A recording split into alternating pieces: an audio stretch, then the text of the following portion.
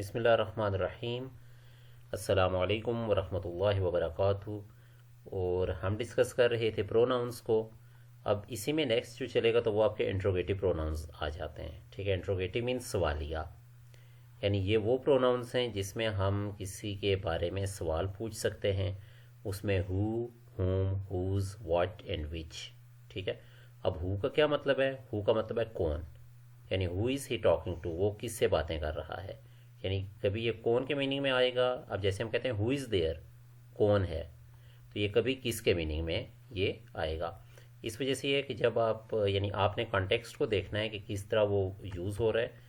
अब इसके इनके मीनिंग कभी कभी यानी उसी जुमले के लिहाज से थोड़े बहुत बदलेंगे भी। जैसे हु का मैंने आपको एग्जांपल दी है, यानी इसका मतलब कौन भी हो सकता है और किस से भी हो सकता है।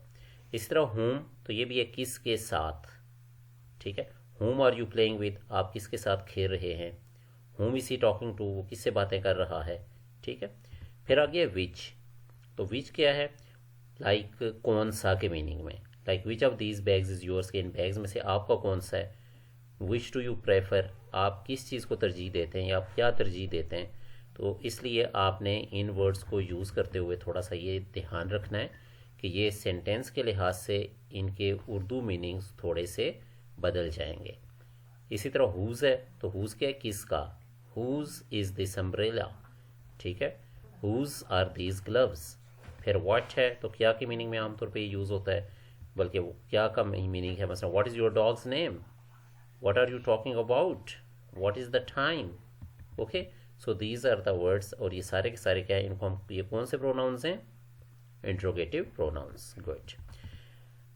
अब इसमें आपने ये याद रखना है कि हु, हुम, हु ये कैसे यूज़ होते हैं। जैसे हु जो है ये आप एज अ ऑब्जेक्ट आपका इस्तेमाल होता है, यानी किया जा सकता है, और एज अ सब्जेक्ट भी इस्तेमाल हो सकता है। हुम जो है वो आपका सिर्फ ऑब्जेक्ट के तौर पे इस्तेमाल होगा। जैसे who are you playing with और whom are you playing with, ये दोनों आपके सही हैं।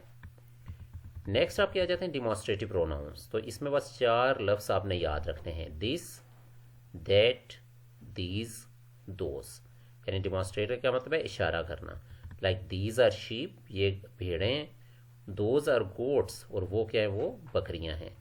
अच्छा, ये मुझे बताएं कि ये दीज आर शीप्स हमने क्यों नहीं कहा, एस क्यों नहीं लगाया इसके साथ, हालांकि ये दो हैं। शीप तो एक भेड़ को कहते हैं। जी, याद आ गया आपको?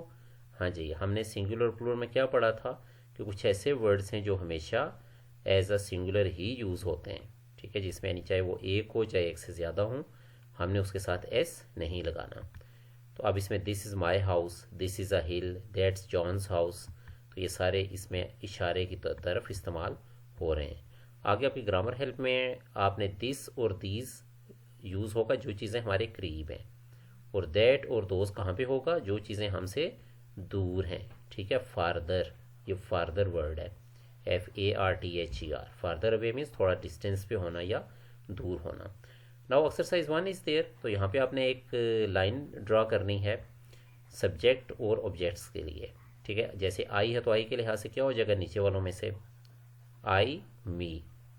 यू में ही रहेगा। दे किसमें होगा? देम में। ये खुद आपने करना है।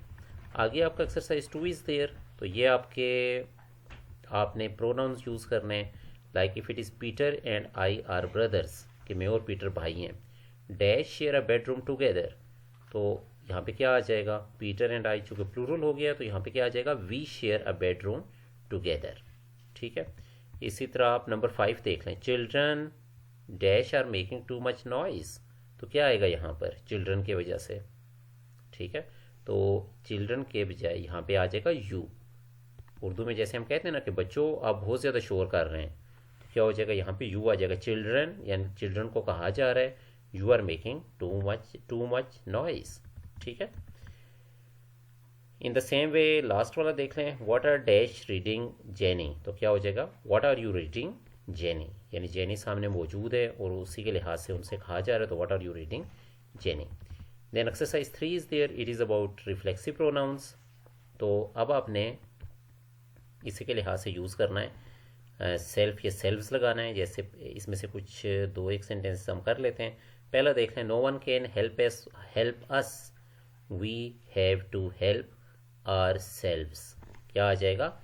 Are selves. अब आर सेल्व्स क्यों आएगा? अस की वजह से। अस का क्या मतलब है? यानी हम सब। और उसकी वजह से जो प्लूरल होगा वो क्या हो जाएगा आपका? यहाँ पर आ जाएगा आर सेल्व्स। ठीक हो गया।